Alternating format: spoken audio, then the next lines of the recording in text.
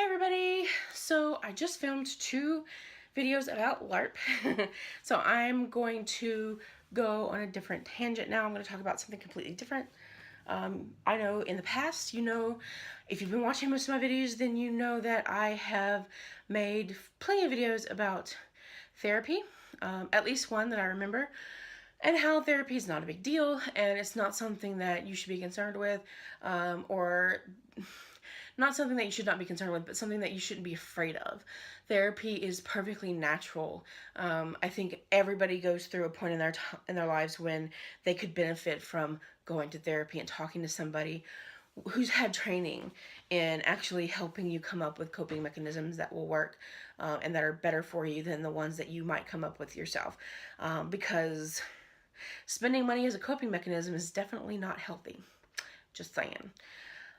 So this is kind of related in the fact that I actually recently, and I say recently, but it's been a few months now, found out about a learning disability called dyscalculia, which is similar to dyslexia, but it's for math and numbers. And I was reading through the symptoms and was like, wow, my entire life makes sense now. So I decided, you know what, I need to actually go get assessed for this and see if it's actually something that I have. And I made an appointment with the adult neurodevelopmental clinic at the hospital in Salem. And the doctor there, basically I went in for a consultation first. And so we sat there for like an hour, hour and a half, with her just asking me questions.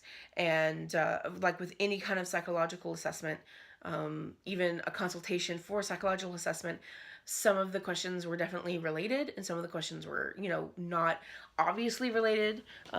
They did not, as we would say in my IO classes, they did not have face validity, but they had some other kind of validity. So yeah, after the consultation, she said, I definitely think that you need assessment for more than one thing, not just the learning disability, but some other things like maybe depression, maybe ADHD, and which actually made a lot of sense. And I mean, my mom in the past has joked about getting me assessed for ADHD. It shouldn't have been a joke, apparently. So I did. I made an appointment. I went back. The assessment itself was 4 hours.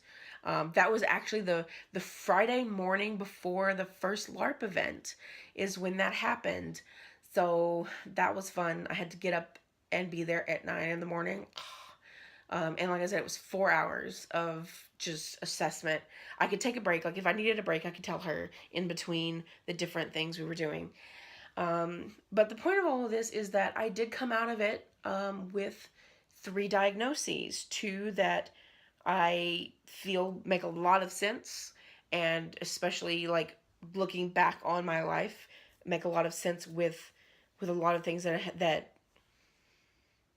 have happened, or ways that actions that I have taken that don't make sense to other people, but they make sense to me. And one diagnosis that kind of surprised me and that I've spoken with my therapist about, and both of us kind of agree that maybe that particular diagnosis isn't entirely accurate, and we think that maybe it should be something else. But so the first diagnosis was mild dyscalculia. So yes, I do have mild dyscalculia. She said that she classified it as mild because I've come up with enough coping mechanisms that it hasn't really affected my day-to-day life. So I'm not severe. Like there are some people with severe dyscalculia who can't even recognize numbers. I'm definitely not like that. If you show me a 5, I know it's a 5. I do sometimes, how with dyslexia, one of the symptoms is that you might write letters backwards, or you might transpose 2 letters. I do that with numbers sometimes. I'll sit there and I'll have the right number in my head and watch myself write the wrong number. Uh, but because I tend to stay away from knowing how much difficulty I have with math, I tend to stay away from math related things as much as possible. It hasn't really affected my day to day life. Um, I I think that, considering that I'm in graduate school right now, and at the time I was taking a math heavy course that I ended up getting a C minus in, which brought my GPA down, but it did not bring it low enough that I'm on academic probation. So I'm just happy about that. Um, I think maybe it should have been not mild just because of my coping mechanisms. But anyway, like I said, I recognize numbers. I I don't necessarily have trouble telling time, but I do have trouble with things like, you know, like, oh, okay, if I look at a clock and it's right at noon, then I know that 15 minutes, I know that if there's, like this much of the clock is a 15-minute segment. But if I have to do things in increments other than like 15 minutes or 30 minutes or 45 minutes, then it gets a little harder to do that. Especially things like at my old workplace, when in October when we were doing the spell castings, unlike everything else, the spell castings were like every 20 or 25 minutes. So it got harder after the first couple of things, unless I had a clock that I could sit there and literally count things out with. It got difficult for me to start telling people what time the next, or the next spell casting would be, um, because it was a buildup of a different segment of numbers, I guess. Um, but yeah, so like I don't feel comfortable working an old fashioned register, because a lot of the times you have to do some quick calculations in your head, especially if you're giving change, and that's not something that I can do comfortably. Um, but it hasn't really affected my life to the point where, yeah, I get made fun of a little bit because people don't understand why I'm saying that. But now I can say, look, I have this documentation that says that there's a reason that I'm like this, and there's a reason that I'm saying I don't feel comfortable with this. So yeah, so mild dyscalculia was one of them. The next thing was moderate unspecified attention deficit disorder. So she said that the reason it was unspecified is because it's not consistent in the way that it manifests. Basically, sometimes I'm so focused on the big picture that I can't focus on the details. And then there are other times that I'm so focused on the details that I can't see the big picture. And basically, this particular diagnosis is actually makes a whole lot of sense, because there's, I mean, I can take my phone and I can say, I need to do this thing. And I pick up my phone and I put in the passcode to get into the phone. And by the time I have put the passcode in and the phone is open, I have forgotten what it was I wanted to do. Like, that is how quickly things go out of my head. I do things like, what was it? Shit, I can't remember. I'm gonna forget something all the time. Like, oh, grocery bags. Here in Salem, we have a new ordinance as of January 1st of this year. No more single-use plastic bags. You can get heavy-duty plastic bags that will last you more than one use, or you can buy like cloth bags, and bring your own. I have about 7 of the suckers because I keep forgetting to bring them. Either I don't bring them at all because I've forgotten to put them back in my car, or I walk off into the grocery store and forget that the bags are even in my car. Like, they're literally out in my car, but I've forgotten them. Consistently, every time. Like, so far, there hasn't been a time where I have not forgotten them. It's getting better, though. The last 2 times, I remembered them before I actually got in the store and went back to the car to get them. I can remember things with repetition, but it has to be a lot of repetition. A lot of repetition. So I'm going to forget those bags a lot more before I begin remembering them. It's hard for me. Like, I got a magnet that's like a menu to do meal planning. I did it for like the first week, maybe 2 weeks, and I've kind of let it slide. It's hard for me often to, like, I have trouble with things like, I feel like if I have to do one big thing, like if I have to go grocery shopping, that I don't have time to do any other big things. Like, I can't go to the gym that day. Nope, can't go to the gym because I gotta go grocery shopping.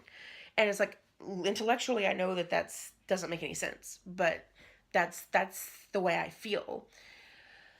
And I don't know if that's, I don't know. I don't know if that's the dyscalculia, like, because one of the symptoms is trouble with time management, things like that, or if that's the unspecified attention deficit disorder. I don't know what that is, but it's something.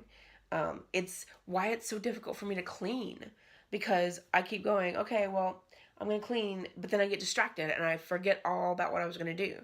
I can, like, I will get distracted. I will get distracted. It doesn't matter. Like, I forget to do things that I want to do. I forget all about things that I want to do, not just things that I don't want to do. Um, I still have boxes. I still have boxes right there, out of the frame of the camera from when I moved here in August. It is now May.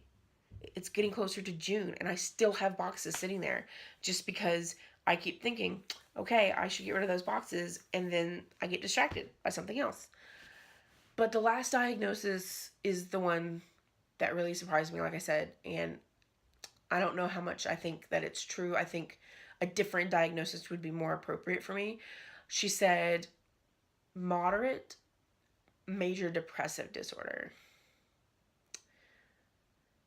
And there's just something about hearing major depressive disorder. Like, I thought before this, I was like, I've got to have some level of depression. I mean, I gotta.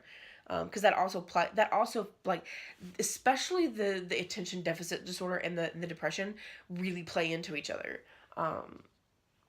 Because sometimes what distracts me is nothing more than just, like, a lack of energy.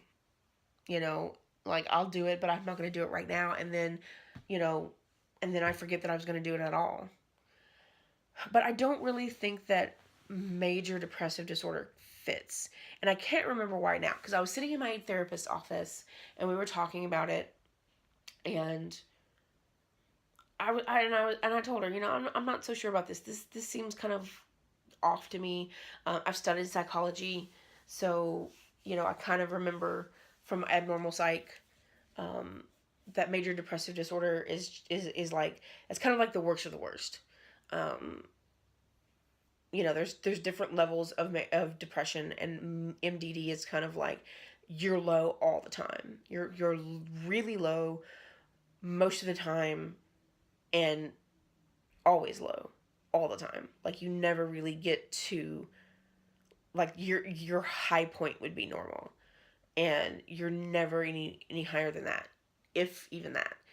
And I'm just like, this just doesn't feel right, because a lot of the times I don't feel like I'm that low. So we went to the DSM-5 and we looked at both MDD, and we looked at persistent depressive disorder. Also, it used to be known as dysthymia. That's kind of an older term. Today, it's the DSM-5 classifies it as persistent depressive disorder, or PDD, and that seems more accurate to how I feel most of the time. Um, you know, with PDD, you might sometimes get to that low, but most of the time you're just kind of like sailing by on, this is fine. You know, that gif with the, or gif, or however you want to say it, with the dog sitting in the flaming house with a cup of coffee. This is fine. That's kind of PDD. And that's kind of how I feel most of the time. Like, meh. I don't, this is where it's the difference, because depression doesn't always manifest itself as sadness. It's not always about being sad. Sometimes it's just about being numb. And that's really how mine manifests most of the time, is I just feel numb. I don't want to do anything. Um, sometimes there seems like no point in doing anything. Yeah. So I question the major depressive disorder. I think it should be persistent depressive disorder. Um, but we're going to see, really, like, I don't know, in the future. One of the things that's kind of disappointing me is that she didn't recommend any medication, which I don't necessarily, like, psychiatric medication, mental illness medication is not the devil. Like, I'm not saying it is, but I understand like this, because really you should try, if you're, whatever it is that you have can be treated without medication, I do believe that it should be treated without medication. However, I honestly believe that my attention deficit disorder needs medication, because I have been trying.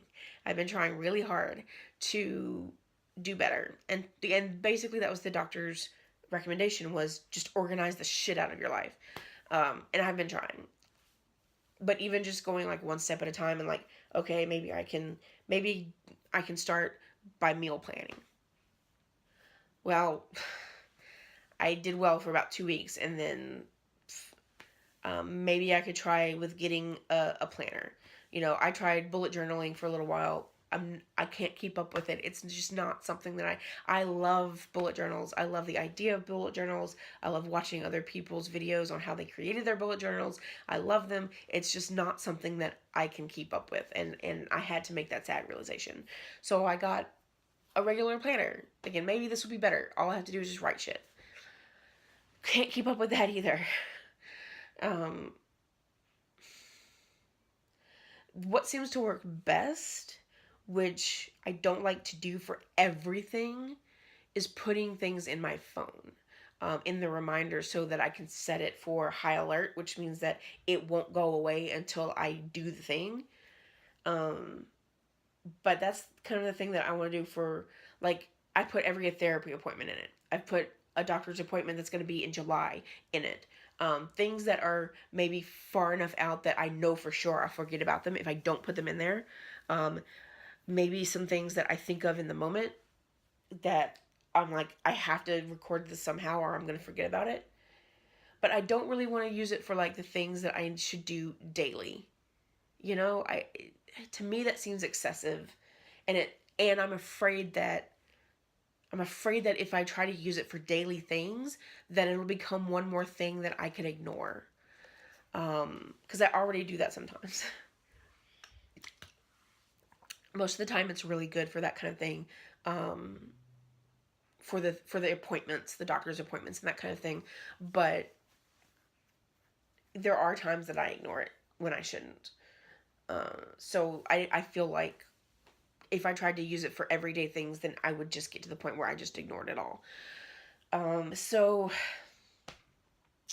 I don't know. So I kind of feel like I need medication to help me focus. Another thing that, because caffeine is something that doesn't affect people with ADHD or other kind of attention deficit disorders the same way. It's supposed to be a stimulant, but for people with attention deficit disorders, it actually acts, it doesn't stimulate you, and it can actually help you focus. And so I've tried to cut soda completely out of my diet. This says it's a Pepsi, but it's actually water, because I put water in the bottle. But I did. I was like, look, I'm gonna drink a soda, and I'm actually gonna pay attention to the effects. And I did. I felt like after I drank the soda, after a while, I felt like I was more focused and I could get more things done. So that's something that I'm gonna look into, is how can I introduce caffeine without reintroducing soda or teas or other really sugary things that also have caffeine in them, because that's not going to get me anywhere. So yeah, that's kind of where I'm at right now. I wanted to share that. I think I'm done. So yeah, I'm going to go. Bye. Remember that I love you all and that you were made of stardust. Yay, bye.